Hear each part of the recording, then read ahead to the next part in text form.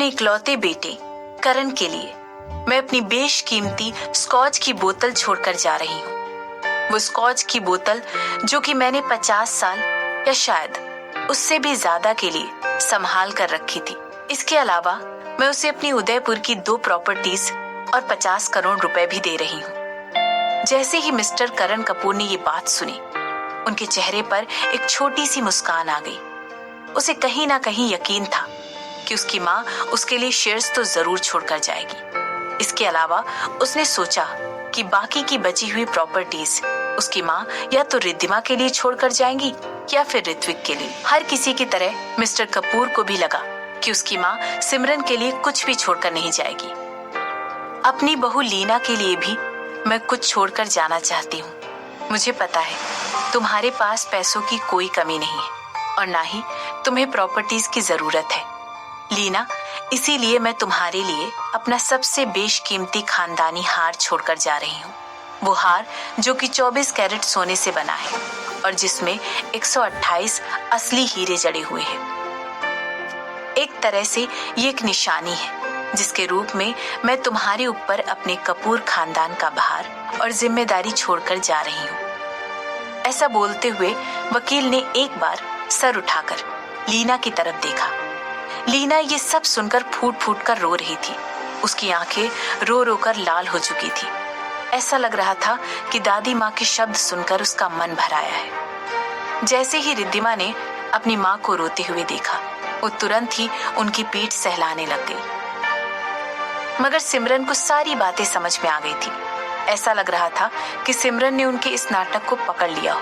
उन दोनों को देखकर सिमरन को ऐसा लग रहा था कि दोनों माँ बेटी को ऐसी परफॉर्मेंस के लिए ऑस्कर अवार्ड मिलना चाहिए। वाकई में वो दोनों एक्टिंग करने में माहिर थी।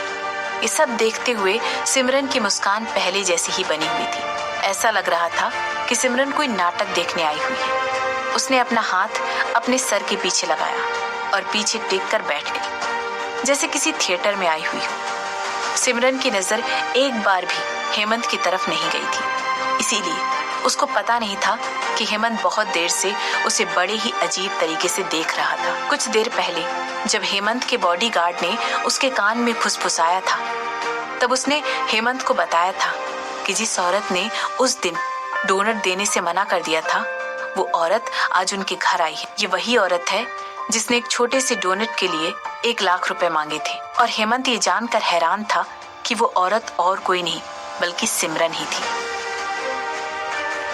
हेमंत को विश्वास नहीं हो रहा था कि इतनी बेतुकी मांग करने वाली औरत और कोई नहीं बल्कि सिमरन ही थी। जो बात हेमंत को अब भी सता रही थी वो ये थी कि जिस सिमरन को वो 7 साल पहले जानता था, वो सिमरन आज की सिमरन से बिल्कुल अलग लग रही थी। आखिर वो शर्मीली सी, हमेशा डरी डरी सी रहने वाली सिमरन कहाँ गायब हो गई थी। उसे समझ नहीं आ रहा था कि सिमरन वाकई बदल गई थी या वो सिर्फ बदलने का नाटक कर रही थी। हेमंत को लग रहा था कि कहीं सिमरन उसकी अटेंशन पाने के लिए कॉन्फिडेंट होने का नाटक तो नहीं कर रही थी। ये सब सोचते हुए हेमंत को अपने ठीक सामने बैठी सिमरन से और भी ज्यादा नफरत हो रही थी। अपने पोते ऋत्विक कपूर के लिए मैं द आर्ट ऑफ वॉर किताब की ओरिजिनल कॉपी छोड़कर जा रही हूँ। उम्मीद करती हूँ तुम इसे अच्छे से इस्तेमाल करोगे। इस बुक को पढ़ने से तुम काफी चीजें सीख पाओगे। तुम दूसरों के खिलाफ बेहतर प्लानिंग और स्ट्रेटजीज बना पाओगे। इसके अलावा दूसरों को किस तरह अपनी बातों में उलझाना है तुम ये भी सीख लोगे। वकील की ये बात सुनकर सिमरन धीरे धीरे हंसने लगी। उसे इस तरह हंसते हुए देखकर वकील भी उसकी तरफ ही देख रही थी। उसने धीरे से इशारों में सिमरन को ऐसा करने के लिए मना किया और आगे बढ़ने लगी। इसके अलावा ऋत्विक को 10 करोड़ रुपए भी मिलेंगे, लेकिन इसके लिए उसे बिना किसी क्रिमिनल रिकॉर्ड के 25 साल का होना होगा। अपनी पोती रिद्धिमा कपूर के लिए ऐसा कहते हुए वकील ने जानबूझकर रुककर सबकी तरफ देखा। हर कोई बड़ी उत्सुकता के साथ सुनने के लिए बेकरार था कि रिद्धिमा को आखिर क्या मिलने वाला है। वकील ने अपनी बात को आगे बढ़ाते हुए कहा,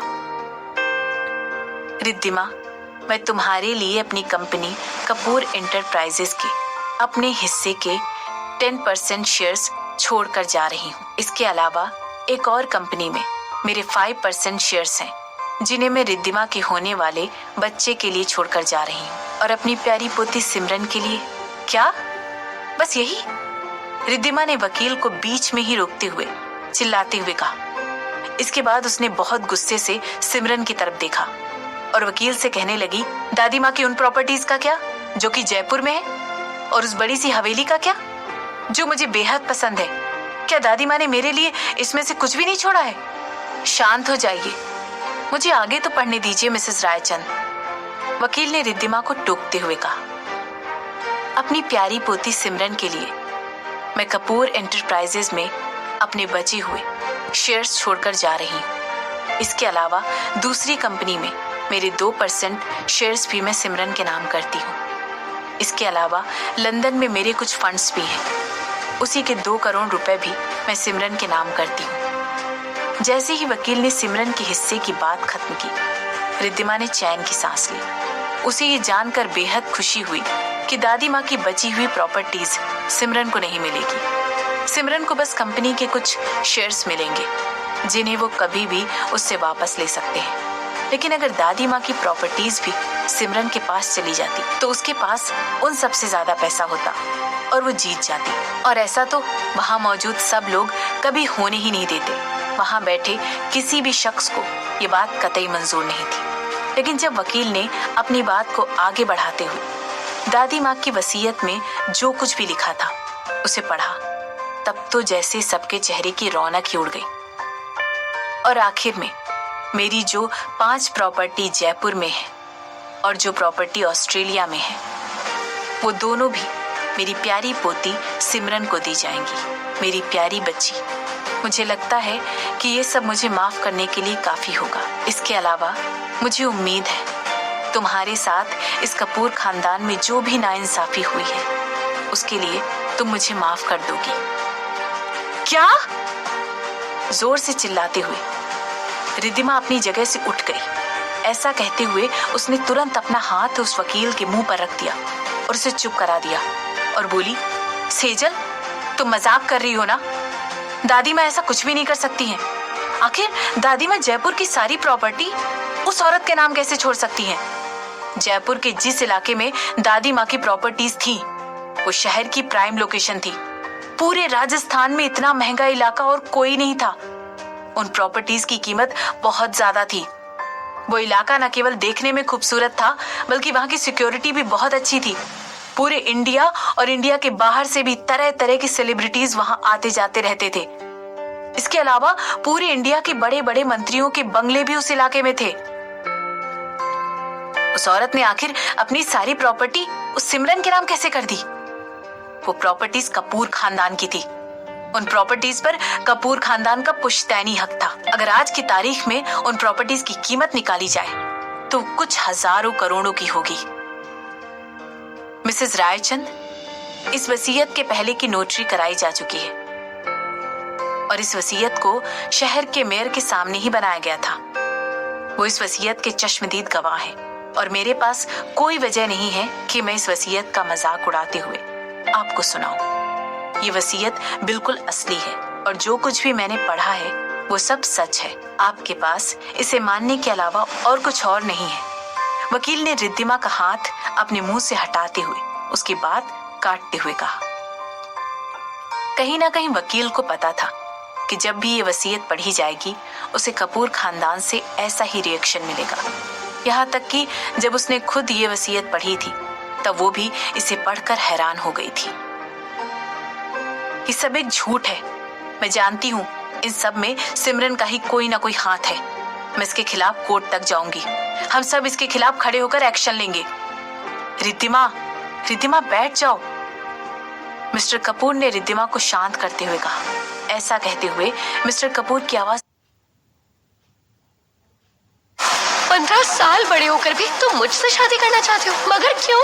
हम दोनों का कोई मेल नहीं है और ये मेरे भी जिंदगी का सवाल है। मुझे नहीं करनी है शादी। शहर का सबसे अमीर बिजनेसमैन विक्रम चावला अपने बिजनेस राइवल देवेश आहूजा की बेटी पलक से शादी करने आया था। शादी की बात पक्की हो चुकी थी और शादी का शुभ मुहूर्त भी निकल चुका था। तभी विक्रम ने सबके सामने अनाउंस किया कि उसे शादी पलक से नहीं बल्कि महज 18 साल की टीना से करनी है। इस फैसले से हर कोई हैरान था, खुद टीना भी। आप तो मुझे ठीक से जानते तक नहीं, फिर मुझसे शादी करने की आखिर क्या वजह हो सकती है? इसका जवाब तुम्हें शादी के बाद मिल जाएगा। और अगर तुमने मुझसे शादी नहीं की तो मैं तुम्हारे पापा देवेश आहूजा के बिजनेस के साथ साथ तुम्हारे पूरे परिवार को सड़क पर ले आऊंगा। अपने पिता के बिजनेस और अपने परिवार को बचाने के लिए टीना ने विक्रम से शादी कर ली और फिर वो सांसें रोककर कमरे में विक्रम का इंतजार करने लगी। विक्रम जैसे ही कमरे में आया, टीना ने उससे पूछा, अब आपको बताना होगा कि आपने मुझसे शादी क्यों की। इसका मतलब तुम्हें उस रात के बारे में कुछ भी याद नहीं है? कौन सी रात? और उसका इस शादी से क्या लेना देना है? तुम भले ही उस रात को भूल जाओ टीना, मगर मैं 4 नवंबर उस रात को कभी नहीं भूल सकता। ये आप क्या बोल रहे हैं? मुझे कुछ समझ नहीं आ रहा। 4 नवंबर की रात मतलब जिस दिन तुम मेरे घर आए थे उसके ठीक एक दिन पहले? क्या हुआ था 4 नवंबर की रात को? आओ मेरे साथ, दिखाता हूँ। इतना कहकर विक्रम ने दीवार से सटी एक अलमारी को हटाया। उसके पीछे एक खुफिया दरवाजा था। विक्रम उसके अंदर चला गया और टीना भी उसके पीछे पीछे उसके अंदर चली गई। अंदर पहुंचकर विक्रम ने जैसे ही लाइट्स ऑन की तो सामने का नजारा देखकर टीना के पैरों तले से जमीन खिसक गई।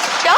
नहीं, ये कैसे हो सकता है? मुझे कुछ याद क्यों नहीं है? क्या देखा टीना ने उस कमरे में? क्या हुआ था 4 नवंबर की रात को? और टीना को इस बारे में कुछ भी याद क्यों नहीं था? टीना से शादी करने के पीछे विक्रम का असली मकसद क्या था? क्या होगा टीना और विक्रम की जिंदगी में आगे? ये अभी जानने के लिए क्लिक प्ले नाउ और सुनिए इस हफ्ते की amazing blockbuster hit story mismatched Ishq only on pocket FM. Mister Kapoor की आवाज बेहद गंभीर थी।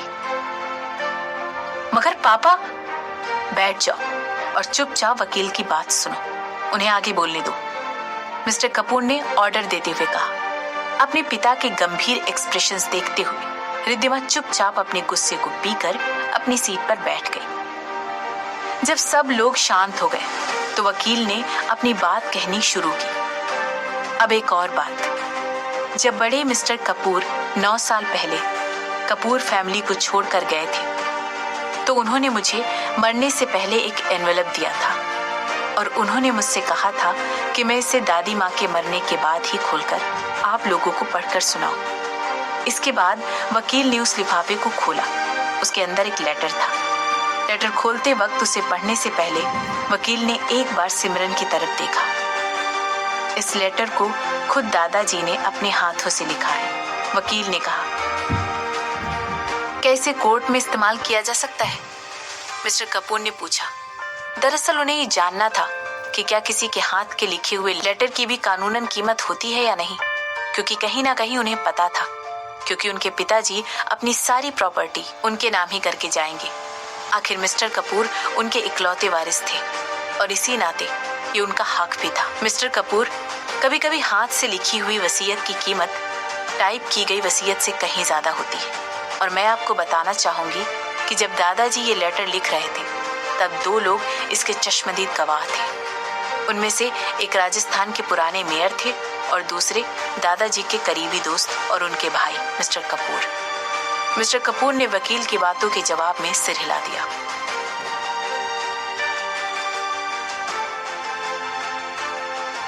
ये खत मेरे बेटे करण के लिए है। सबसे पहले मैं ये बताना चाहूंगा कि मुझे तुम्हारा पिता होने पर बहुत गर्व है और मैं तुमसे बेहद प्यार करता हूँ। हालांकि मुझे लगता है मैंने बीते कुछ सालों में बहुत गलत फैसले किए और मैं उम्मीद रखता हूँ कि तुम मुझे माफ कर दोगे। मुझे बेहद दुख है कि जब तक मैं जिंदा रहा मैंने तुमसे कभी सच नहीं कहा। मुझे हमेशा यही लगता था कि सच कहने से तुम्हारी और तुम्हारी फैमिली की लाइफ कॉम्प्लिकेट हो जाएगी। इसीलिए अपनी गलती का खामियाजा भुगतते हुए मैं तुम्हारे लिए अपनी आधी प्रॉपर्टीज छोड़कर जा रहा हूँ। जैसे ही मिसेस लीना कपूर ने ये सुना, आश्चर्य से अपनी जगह से उठ गई और कहने लगी, क्या सिर्फ आधी? कहीं ऐसा तो नहीं कि बाकी की आधी प्रॉपर्टीज उनके बेटे ऋत्विक कपूर को मिलेगी? और मेरी बाकी की प्रॉपर्टीज मेरी पोती सिमरन को मिलेगी। लेकिन इसके लिए सिर्फ एक शर्त है, जब भी ये वसीयत पढ़ी जाएगी तब सिमरन अपने नाम के साथ कपूर लगाती हो और उसे इस समय शादीशुदा नहीं होना चाहिए। हाँ, लेकिन इस वसीयत के पढ़े जाने के 3 महीने के अंदर ही उसे शादी करनी होगी। अगर वो मेरी ये शर्तें पूरी नहीं करेगी तो मेरी आधी प्रॉपर्टीज जो कि मैंने उसके नाम कर दी है, उनको मेरे पोते ऋत्विक कपूर और मेरी पोती रिद्धिमा कपूर में आधा आधा बांट दिया जाएगा।